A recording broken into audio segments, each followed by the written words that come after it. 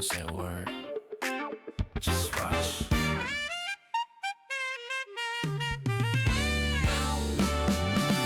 Hello, welcome to the podcast of Kabbalah Vision, the connection point between the order of the invisible world and our souls.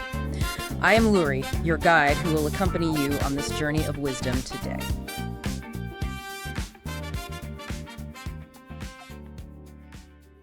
Okay, let's unpack this.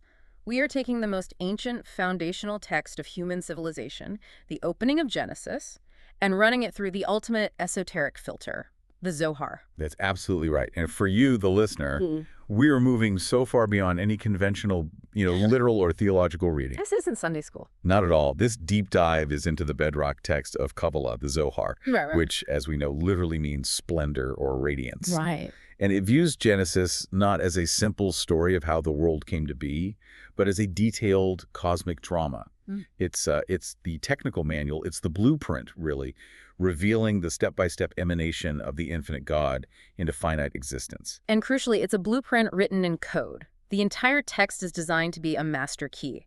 We noted early on that the very word Zohar, through the calculation of gematria, where Hebrew letters have numerical values, has a numerical intimation of the Ein Sof. The infinite. The infinite. So the book itself is a secret map to the limitless. Exactly. It's deliberately obscure.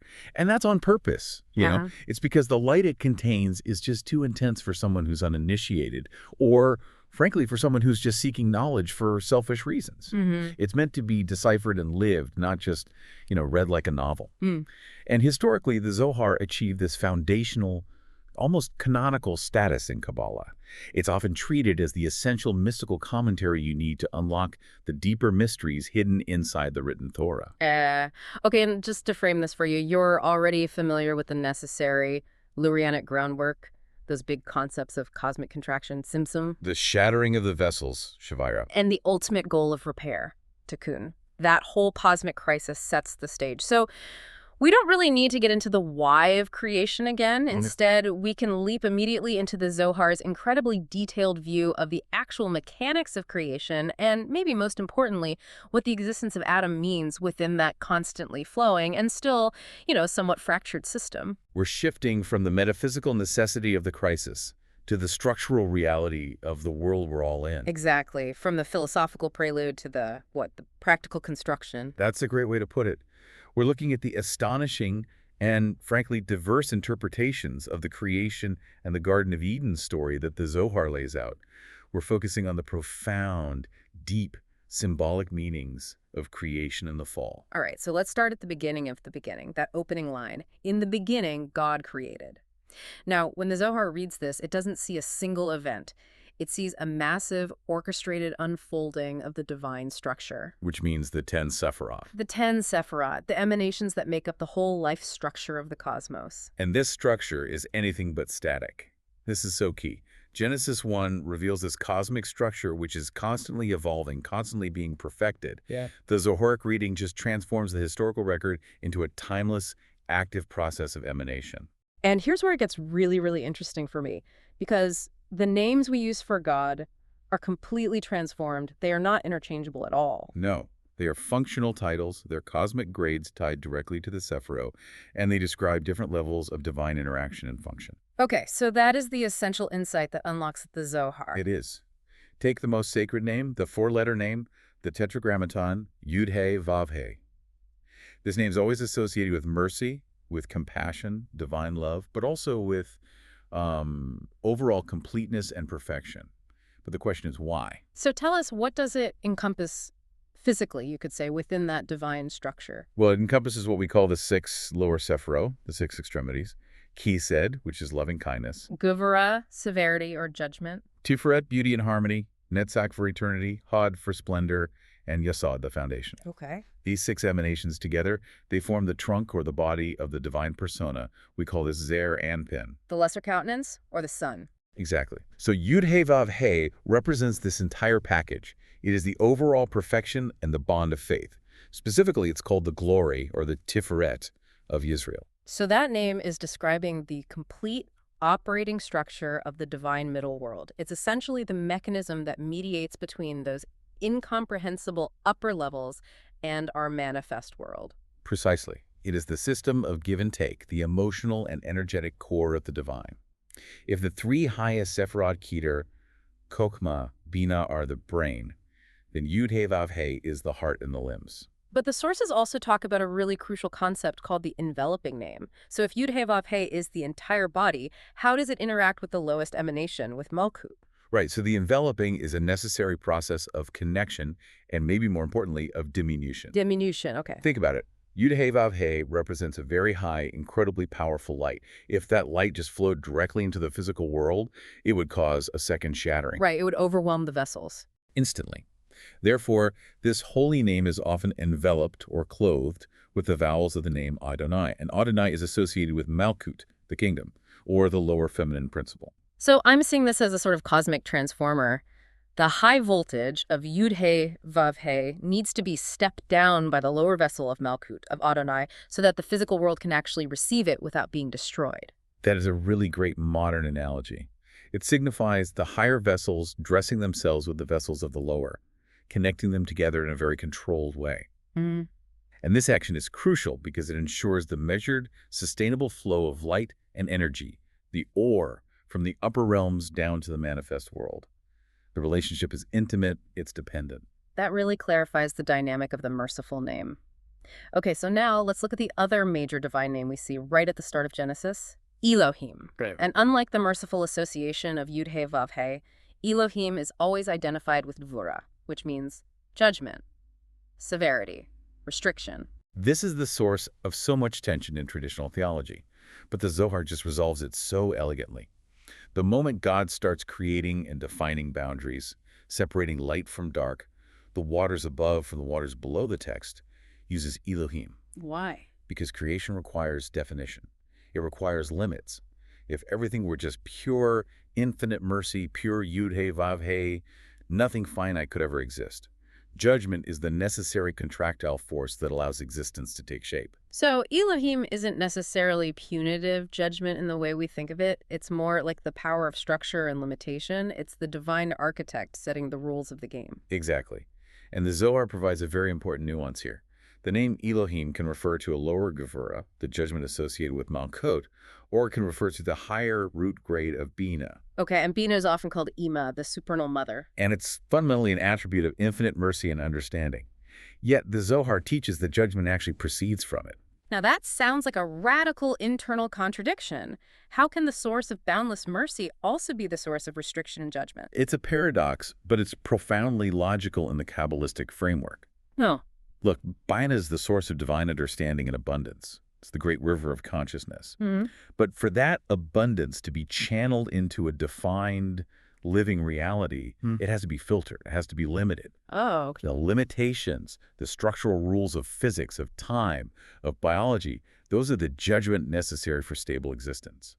This whole idea is encapsulated in that image of Bina being the river that comes out from Eden. The river is the flow of infinite mercy. Right. But as it flows out and becomes specific channels, those channels become boundaries. They become the judgment. That's a crucial distinction, and it moves us right into the dimensions of creation itself. If Genesis 1 is this grand blueprint, we see this constant theme of sevenfold structures appearing. Why 7? The primary dimension of our world is sevenfold because it mirrors the lower manifest Sephirah, the 6 extremities, so Kised through Yesod, plus the 7th, Malkut. Okay, these 7 are the emotional and structural framework of our reality. The creation is quantified by this specific number.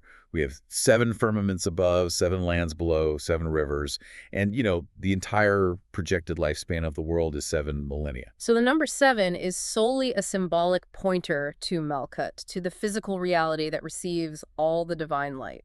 It is the container. 7 signifies completion, but completion within the bounds of material creation. The world is complete once it is contained by Malkut. And this is why the Zohar notes that the divine presence itself, the Holy One, dwells in the 7th of everything. So the presence is found at the point of manifestation. Exactly. In the 7th land, the 7th firmament, the 7th day, which is Shabbat, the perfected container. That structural repetition and the emphasis on the number 7, it really signals the possibility of perfection within the world of rectification, which we call Tikkun. It does. But you mentioned that the traditional concept of Maaseh Bereshet, the work of creation, is reconfigured here. Does that mean creation is ongoing? Absolutely. It's not just something that happened millennia ago and was sealed in 7 days. It is an active, continuous process that unfolds through mystical attunement. The divine light is still flowing, and it still needs channeling. And that brings us directly to the role of the human being in this entire architecture. Right. And this, to me, is the most radical part. The idea that humanity isn't just a byproduct of creation, a resident of the structure, but its entire raison d'etre. The Zohar elevates the status of man, of Adam, beyond anything else. Adam was created above all things, and he includes and completes all parts of creation. The human being is considered a microcosm. He contains all 10 Sefirot within his own spiritual structure. There's that verse from Isaiah, I have made the earth and created man upon it. And the Zohar interprets this so profoundly. God created the earth because he created man upon it. That's a complete reversal of cause and effect. The universe was made for us, not the other way around. The existence of man is the very purpose of the universe. It was designed specifically to complete its unification into one wholeness. Why? Because the Shavira, the shattering, left the divine structure incomplete and scattered. So only a being with free will, situated in the lowest world, can perform the actions necessary to gather the sparks and unify the fractured divine attributes? Yes. So if the cosmic structure is composed of these divine attributes, these Sefirot that need to be constantly aligned and perfected like, complex spiritual machinery, then human action is the operational manual and the catalyst for that alignment. We are, to use a modern term, the co-creators. We are more than co-creators. We are the engine of perfection. It is human action, particularly the performance of mitzvot, the commandments, and cultivating positive character traits that ensures the unification of the Sefirot and makes the divine structure whole. So every ethical choice, every ritual action performed with the right intention sends energy up the spiritual ladder to align the parts of him, the divine personas, into their perfected state. That's it. Which means even a moment of negligence or, a selfish action results in cosmic disunity. The stakes are immense. The stakes are the stability and the health of the universe itself. Absolutely. If human beings fail to perform this function, the flow of light is constricted and the world risks falling back into chaos. Let's shift now from that massive high-level cosmology of Genesis 1, the structure of the universe, to the deeply symbolic, specific locus of the fall. In Genesis 2, the Garden of Eden. Mm-hmm. So the garden is not just a lovely spot. It's a dynamic, living aspect of the divine structure. And the story of the river tells us exactly how divine energy is supposed to flow. That verse, and a river went out of Eden to water the garden, is maybe one of the most important verses for understanding the flow of abundance and consciousness. Mm-hmm. As we established, the river is identified as Bina, or Ima. The supernal mother, the cosmic source of unbounded understanding and bestowal. Exactly. And where does this infinite river flow? Into the garden. It enters the garden, which is identified as the feminine principle that accompanies Zer Anpin, the sun, or Tiferet. In Kabbalah, Zer Anpin is the male principle of the middle Sefirot, and the garden represents his lower consort, the feminine principle of Malkut. So the Zohar is teaching us the mechanics of cosmic union right there. It is. Wait, so the light and consciousness from Bina flows into the feminine aspect of the lower world, Malkut, which is the garden? Precisely. The water represents the bestowal of Mochin, which is a highly technical term. Yeah. It means brains, or more accurately, expanded consciousness, knowledge, and greatness. Okay. This Mochin flows upon the feminine principle, and that facilitates the desired state where Zer Anpin and his consort are united as one, receiving this expanded consciousness together. So why is this specific unity so important, particularly at the point where the garden transitions into the rest of the world? Because that is the point of fragmentation. The verse continues, and from thence it was parted and became into 4 heads. Below this unified feminine principle, below the garden, everything is separated, divided, and potentially chaotic. This unity is the central point of flow. It's the perfected filter. If that unification between the male and female divine aspects fails at the level of the garden, the lower creation instantly fragments. And the light disperses. The light discourses, and it can't receive the necessary motion of greatness.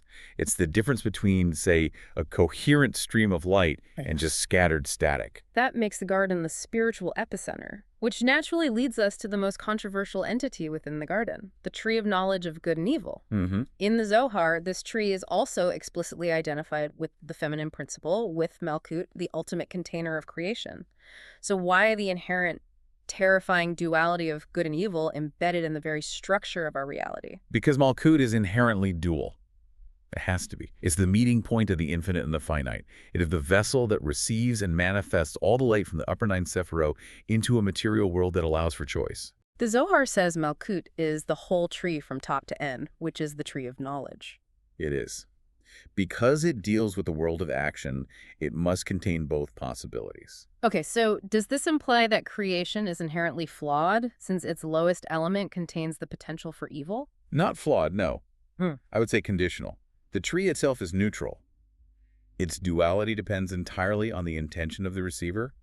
If Adam or Eve had merited it, if they'd acted with that purely altruistic desire to give contentment, which we'll get into, it would have been experienced only as good. But they didn't. They acted selfishly, seeking to seize the light for themselves, and so it became evil. So the distinction of good and evil is not a property of the fruit itself, but a consequence of the intent of the eater. Exactly. And the entire process of Tikkun is aimed at rectifying this duality within Malkut.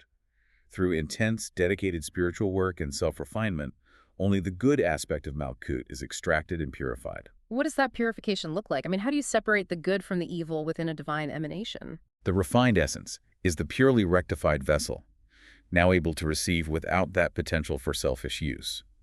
The Zohar calls this purified essence the mountain of Hashem's house. A metaphor for a fixed, secure dwelling. A secure dwelling for the divine presence, where the Akaram, or the other side, the realm of separation and evil, has no part or claim. That makes the separation of the light the ultimate goal of the work. And you mentioned a practical application of this extraction, connecting it to a ritual object. Yes.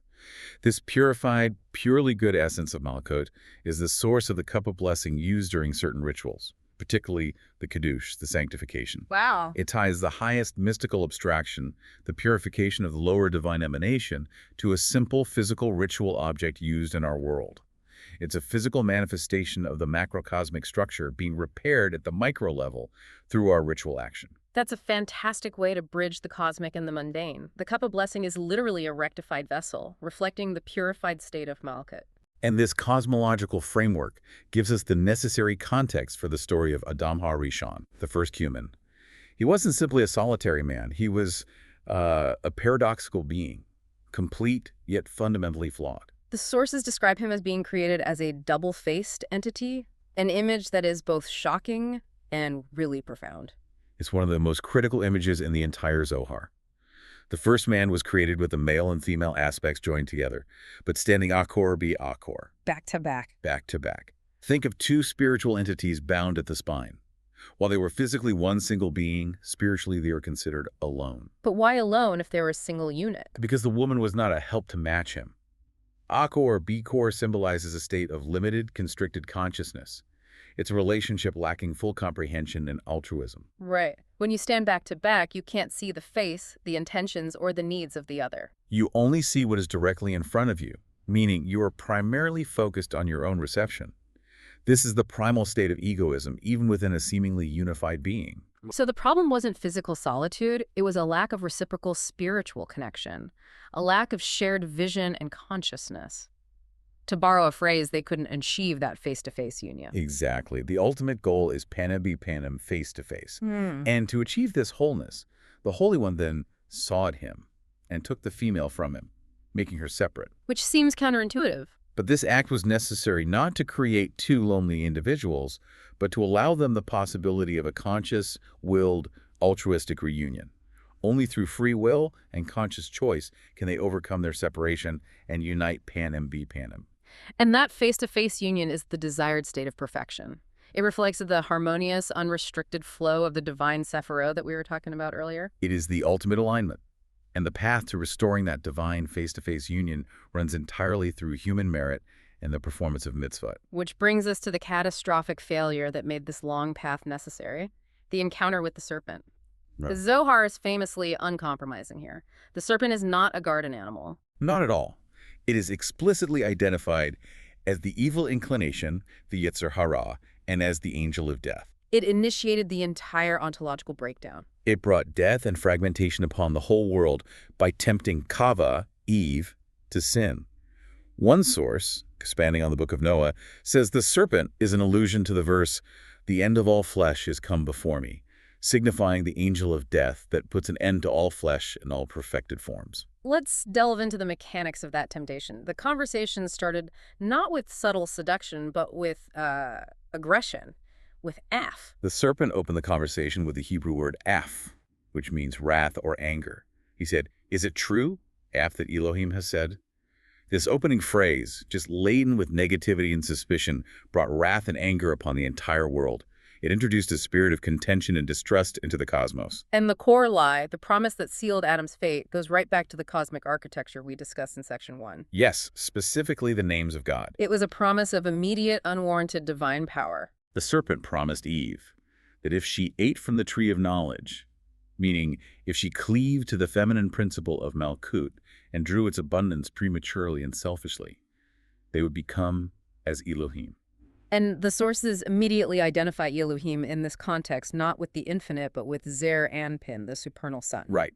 The serpent was promising them they could seize the role of the divine manager of existence. They could become like the aspect of God that organizes and runs the world. So they would be able to create worlds themselves. Precisely. The serpent told them they would be able to create worlds themselves, demonstrating knowledge of good and evil, just as Zer Anpin does in the supernal realms. And the lie was the suggestion that they could bypass the necessary, arduous work of unification and refinement, the Tikkun, and just seize God-like creative power instantly through a physical, egoistic act. And what was the tragic consequence of trying to jump the line like that? It introduced a new cataclysmic dispersal of divine vitality into exile. It shattered Adam's original perfected state. That potential for Panem union was completely lost, and the divine spark spread even further into the lower worlds, into the realm of the Klippot. The shells. The shells. And this created the immense, urgent demand for the complex spiritual repair we call Tikkun that now defines all of human history. It essentially confirmed a back-to-back separation. It locked consciousness into a narrow, egoistic focus, making altruism a struggle rather than an innate tendency. So with the shattering established, the entire purpose of human existence shifts dramatically to the goal of Tikkun. We now realize the profound, almost overwhelming responsibility placed on human action to fix a cosmic mess we inherited. The ultimate goal, as we've established, is restoring that state of panem be panem, the face-to-face union of the divine structure. But after the catastrophic shattering of the vessels, the Sefirot themselves couldn't simply function as 10 individual points anymore. They were just too fragile. And this is where we need to briefly ground the concept of Partsufim, the divine personas or configurations for you. Why did the Sefirot need to reorganize? That's a critical question. The first structure, the world of Tohu, or chaos, saw the Sefirot trying to exist as these independent small vessels. When the enormous light of Ein Sof flowed through, these vessels shattered instantly. Right. So to hold the light post-Javira, they had to reorganize into these vast, interlocked, self-sustaining configurations, or Partsufim. Think of them as super vessels designed for cosmic survival. Okay, so the goal of Tikkun is not to reunite the individual Sefirot, but to ensure these massive Partsufim achieve the desired unified posture. Precisely. The whole cosmic drama centers on fixing the separated, shattered state, the Akor be Akor of the Partsufim, and restoring the unified face-to-face posture, Panim be Panim. And the engine for this is human ethical and ritual action. It is. Our actions actively correct the divine structure, removing the influence of the Klippot, the external shells of evil, and bringing the world closer to its perfected state. This is truly spiritual architecture realized through ethical action. We are effectively sending repair signals up the system every time we perform a commandment with the right intention. But this repair isn't just about unity, it's about achieving balance. And one critical piece of architecture is the need to balance the divine columns. Right, left, and center. This is where the narrative of the patriarchs becomes a literal instructional manual for the cosmos. The right column is Chesed, mercy, pure giving, associated symbolically with Abraham and water. And the left column is Gvura, judgment, restriction, pure taking, associated with Isaac and fire. In their raw, separated form, they are extremely dangerous.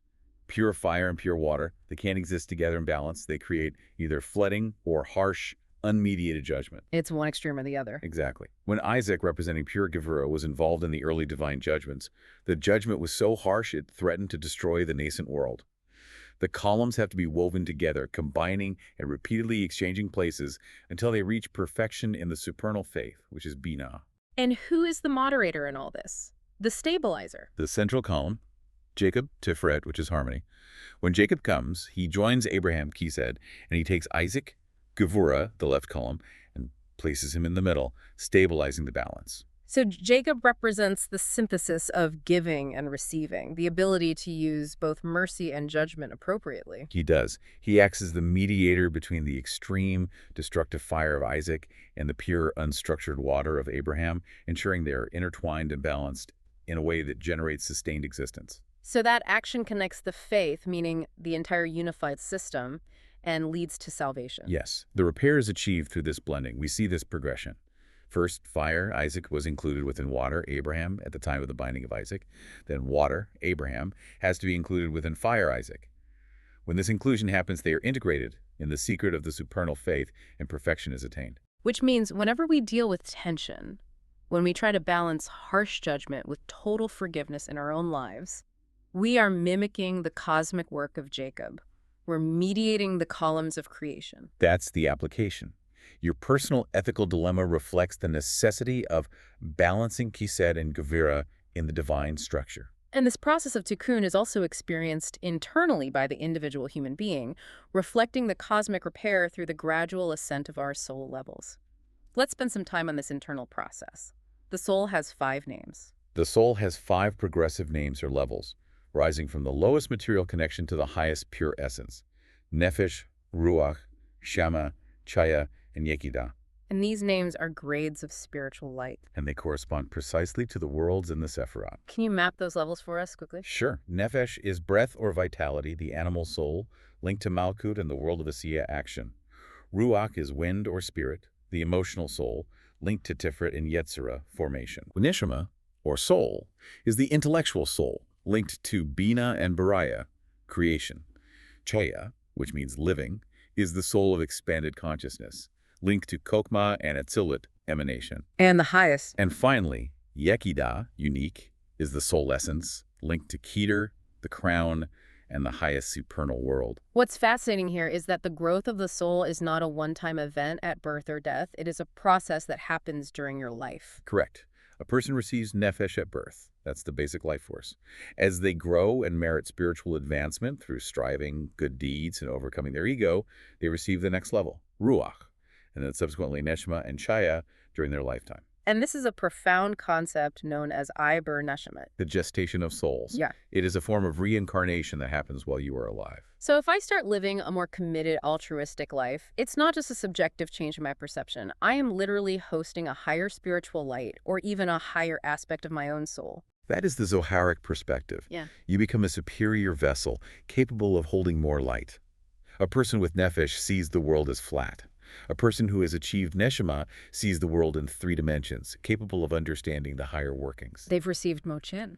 They have. They've received expanded consciousness that they simply didn't possess before. The light descends, and you become a vehicle for that higher soul for the purpose of rectification.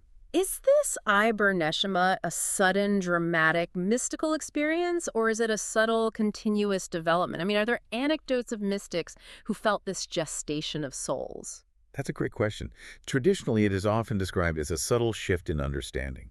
That sudden clarity or insight that follows intense, selfless spiritual effort. Right. However, historical Kabbalists, particularly those of the Safed school, sometimes described it as a dramatic infusion of inspiration and prophecy. Almost like a temporary possession by a higher soul sent specifically to help them perform a particular tikkun. But the general teaching is that it is a conscious internal evolution of one's spiritual capacity, achieved through persistent devotion.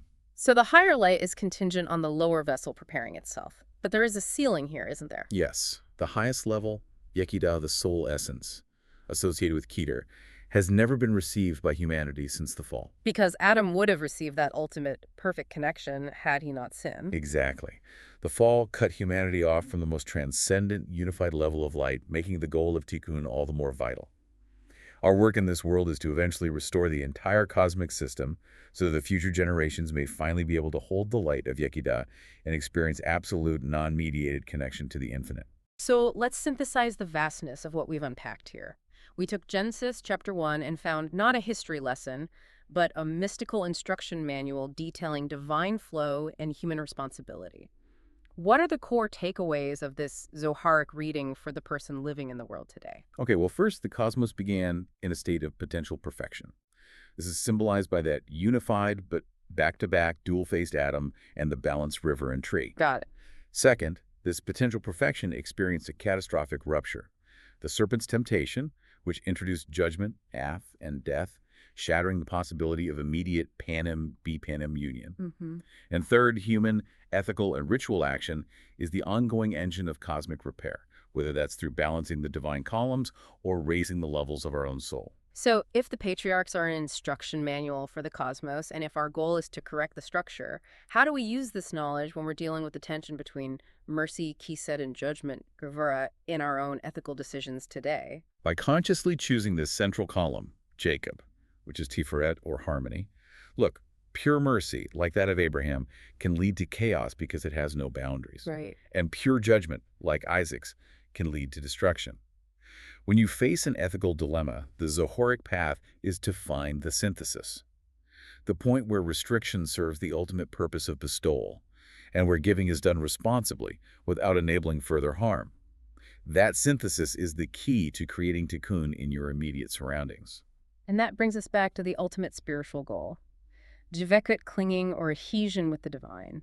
The Zoharic view teaches us how this attachment is achieved. It is achieved through hishtavutura, or equivalence of form. Think of the infinite, the Or Elion, the upper light, as having one pure, simple form, the will to bestow and give contentment. Okay. If your vessel, your consciousness, and your intent is defined by the desire to receive only for your own benefit, your form is opposite that of the light. You can't connect. So to achieve dvekut, I need to match the form of the infinite. I need to receive, but my intention has to be fundamentally transformed. Exactly. Your form of reception must be completely equal to that source. You must strive to receive only in order to bestow contentment upon the Maker, and not at all for oneself. That pure altruistic desire makes your vessel, your soul, your actions, your receiving completely equal with the Or Elion. You overcome the back-to-back egoistic state and align your face with the divine face. That's the work. This reframes every single moment of intention as a cosmic choice. Which brings us to our final provocative thought for you to carry forward. If human action is the key to achieving this face-to-face state of perfection, and if the divine structure is still waiting for its repair through our deeds, is creation truly a past event finished in 7 days? Or is it a process that is continuously unfolding through every ethical choice and every moment of intention in our lives? Sound disappears, but the wisdom contained within remains as light. Today's deep dive ends here. Producer Talmud K, and we'll see you next time with deeper insights. Peace be with you all. Peace be with you all.